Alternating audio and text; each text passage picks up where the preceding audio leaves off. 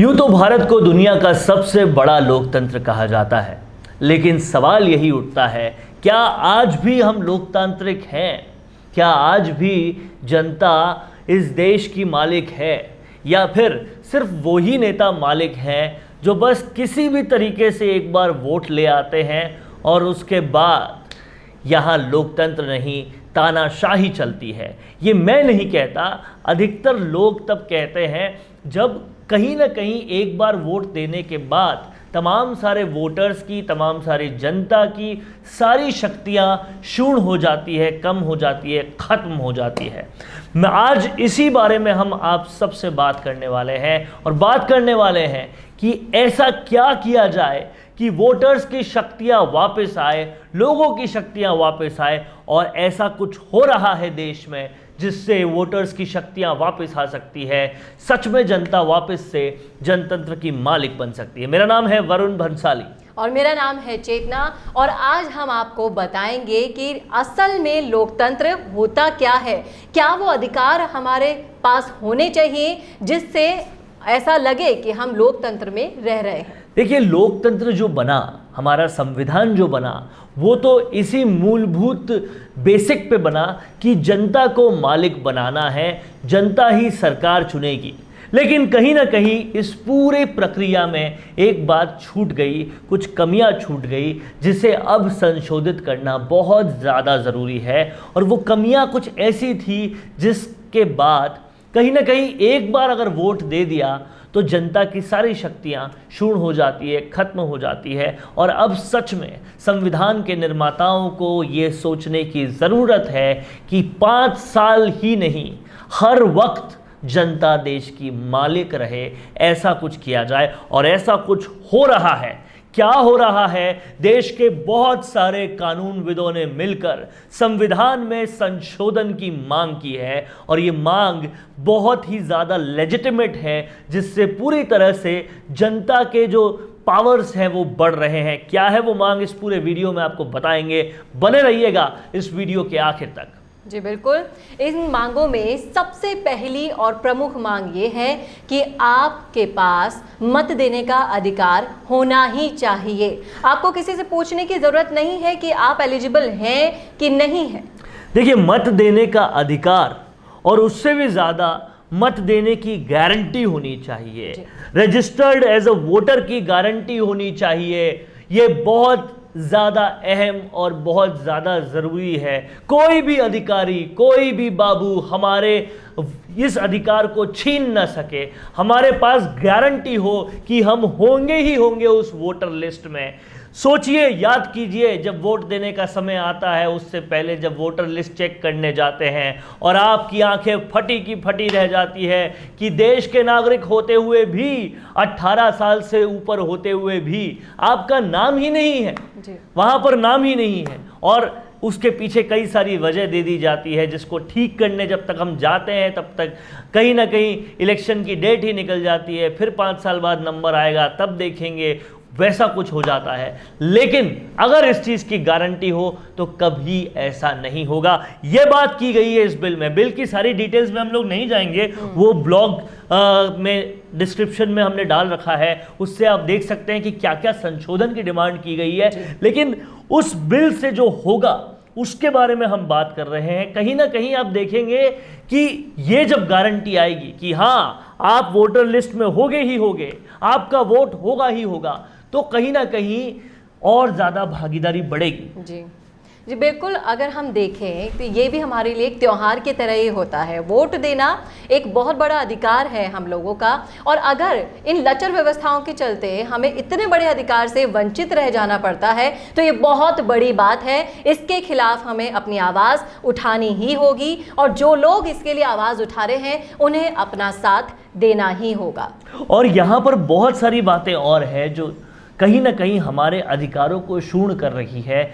जो 5 साल वोट देने के बाद होते हैं तब जनता एकदम साइडलाइन कर दी जाती है, जनता के बारे में कुछ सोचा ही नहीं जाता, कुछ पूछा ही नहीं जाता कि तुम्हारी कोई समस्या है भी कि नहीं, तुम किसी चीज़ से जूझ रहे हो कि नहीं, सड़कें बनवानी हो, ऐसी मूलभूत सुविधाएं लानी हो जिसके लिए खुद हम टैक्स देते हैं, उसके लिए हमें गुहार करनी पड़ती है, नेताजी सुन लो, बना लो, देख लो, सड़क टूटी हुई है, टूट रही है वो बारिशों में, कहीं उसको बना दो, लाइट नहीं आ रही, लाइट का कुछ कर दो, बिल बढ़ता जा रहा है उसका कुछ कर लो। पूरी तरह से हम लाचार हो जा रहे हैं। सोचिए, जो जनता मालिक होनी चाहिए थी वो लाचार होकर एकदम हमें पूरे 5 साल गुहारी करती रहती है, बिल ज़्यादा क्यों आ रहा है, सड़क क्यों टूटी हुई है, ये वो सब कुछ। आपको नहीं लगता कि हमें सिर्फ एक दिन का नायक बना के छोड़ दिया जाता है कि बस आप वोट दे दो, उसके बाद सरकार हमारी और सब हमारे मन मुताबिक काम होंगे, और हम ऐसे लाचार और शक्तिहीन होकर रह जाते हैं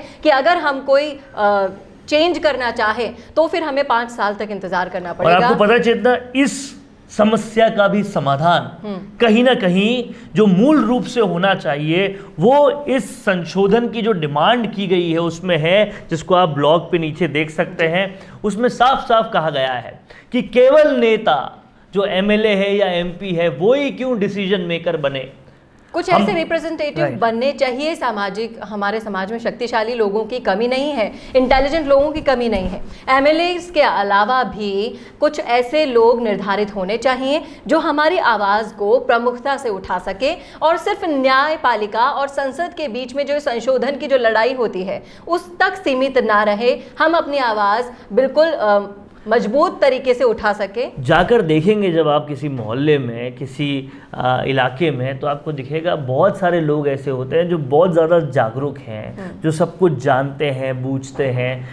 वैसे लोगों को भी एमएलएज और एमपी के अलावा भागीदारी लेने का हिस्सा होना चाहिए, वो कानून बनाने में कहीं ना कहीं योगदान देने चाहिए, डिसीजन मेकर होने चाहिए। ये बात भी इस बिल में कही गई है और साफ तौर पे कहा गया है कि जिस भी व्यक्ति को एक से ज़्यादा वोट मिल सके, यानी कि अपने वोट से अलावा कोई वोट दे, वो रिप्रेजेंटेटिव बनने के लायक होना चाहिए, और ऐसे ही कहीं ना कहीं अकाउंटेबिलिटी आएगी। जी बिल्कुल, और बहुत सारी समस्याओं से हमें निजात भी मिल पाएगी, क्योंकि बहुत सारे लोग आवाज उठाने के लिए इकट्ठा होंगे, समझने के लिए इकट्ठा होंगे, आपकी समस्याएं सुनने के लिए इकट्ठा होंगे। और समझने वाली बात एक और भी है, अभी जो एमपीज और एमएलएज होते हैं वो ये सोचते हैं कि एक बार वोट दे दिया, अब ये 5 साल तो कुछ बिगाड़ ही नहीं सकते, कोई अकाउंटेबिलिटी है ही नहीं, हम कुछ भी करें, कितना भी भ्रष्टाचार हो, कितना भी सड़कें टूटे, कितनी भी समस्याएं हो, हमारा टैक्स का पैसा कहाँ जा रहा है कोई बताने वाला नहीं हो, सब कुछ चलता है। लेकिन सोचिए, जब इन एमपीज और एमएलएस के अलावा और भी रिप्रेजेंटेटिव्स होंगे और उनको पता होगा कि हाँ, जो और भी रिप्रेजेंटेटिव्स हैं वो जानते हैं, समझते हैं, बूझते हैं, बहुत ही ज़्यादा नेतृत्व क्षमता रखते हैं, जब उनको ये चीज़ पता होगी तो फिर अकाउंटेबिलिटी आएगी। जी, इसके अलावा एक बहुत बड़ी समस्या ये भी देखी जाती है वरुण जी कि आप देखिए कि मतदान केंद्रों में इतनी दूरी कर दी जाती है कि आप अगर युवा हैं तो आप फिर भी रिस्क लेंगे जाने का, लेकिन आप सोचिए कि अगर आपके घर में बुजुर्ग हैं तो वो अपने मतों का अधिकार देने से वंचित हो जाते हैं कि बहुत दूर है या फिर कोई जाने में असमर्थ है, उनको ले जाया कैसे जाए, तो ये बहुत सारे हम अपने मत खो देते हैं। अगर शहरों के परिप्रेक्ष्य में देखें तो फिर भी हमें पोलिंग स्टेशन मिल जाते हैं, लेकिन जब आप गांव, कूचों, टाउन्स में जाएंगे तो आपको पता चलेगा कई ऐसे गांव हैं जिनके 20-25 किलोमीटर तक कोई है ही नहीं और पोलिंग बूथ, और गांव की आबादी बहुत सारी है, तो यानी कि बहुत बड़ा चंक ऑफ वोटर्स केवल इसलिए वोट देने नहीं जा पाता, पोलिंग स्टेशन ही नहीं। जी बिल्कुल, और इसकी भी बात की गई है इस सुझाव में कि हाँ, पोलिंग स्टेशन होना चाहिए, कम से कम 2 किलोमीटर में तो होना ही चाहिए। जी, और ये सब चीज़ें हम उसी सुविधा के लिए कर रहे हैं, और इन सारी सुविधाओं से फ़ायदा किसको होगा? सिर्फ सरकार को तो होगा ही, और हमारी जनता को भी होगा, और इसके लिए जागरूकता फैलानी पड़ेगी बहुत बड़े स्तर पर कि बहुत सारे लोग अपनी आवाज़ उठाकर एक साथ आएं अपने इन अधिकारों के प्रति जो हमारे मूलभूत अधिकार हैं, और उन्हें हम संशोधित करवाकर, और इसका नाम जो है वो फंडामेंटल प्रोविजंस दिया गया है, यानी कि फंडामेंटल प्रोविजंस जो हैं वो ऐसे सशक्त बने कि जनता पूरी भागीदारी दे सके। और सबसे बड़ी बात यह है चेतना कि अगर इसे सशक्त बनाना है तो कहीं ना कहीं ये कानून जो जनता से जुड़ा है, ये फंडामेंटल प्रोविजंस जो जनता के अधिकारों से जुड़े हैं, वो बाकी सारे कानूनों से ज़्यादा बरगुज़िदा होने चाहिए, ज़्यादा प्रायोरिटी पे होने चाहिए, और इसकी भी बात इसमें की गई है। मेरी आप सबसे गुजारिश है कि डिस्क्रिप्शन में जाइएगा, ये जो निर्दलीय संवाद ब्लॉग पोस्ट है इसको ज़रूर पढ़िएगा। इसमें पूरा जो ड्राफ्ट है वो दिया गया है, जो मांग है कि ऐसा बिल बने और हमारी सारी एमपीज़, एमएलएज जो भी हैं, सांसद जो हैं, जो पार्लियामेंट में बैठते हैं, कानून बनाते हैं, वो ऐसा बिल पेश करें ताकि जनता को सशक्त बनाने के लिए आप लोग आगे आएँ। ऐसी आप सबसे अपील है। जी बिल्कुल। और 75 साल पहले जो भारत था और अब है, उसकी काया पलट हो चुकी है, तो इस संशोधन में क्यों नहीं हो सकती? क्या राय है आपकी? कमेंट करके ज़रूर बताइएगा कमेंट बॉक्स में। आपकी क्या सोच है, आप क्या हमें सुझाव दे सकते हैं, वो भी आप लिख सकते हैं कमेंट बॉक्स में। और ऐसे वीडियोस देखने के लिए राजस्थान संवाद को सब्सक्राइब करना ना भूलिएगा। नमस्कार।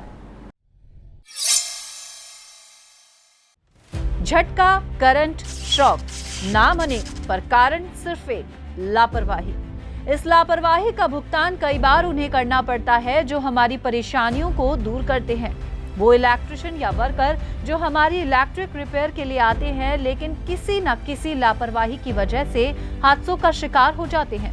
होने को तो कौन टाल सकता है? ऐसा कहने से कुछ नहीं होगा, क्योंकि ऐसे हादसे बिल्कुल टल सकते हैं अगर आपके घर में लगा हो सेफ ऑन पावर प्योरीफायर। रहो shock free safe on power purifier के साथ। इसे लगवाने के लिए आज ही अपने नजदीकी डिस्ट्रीब्यूटर से संपर्क करें।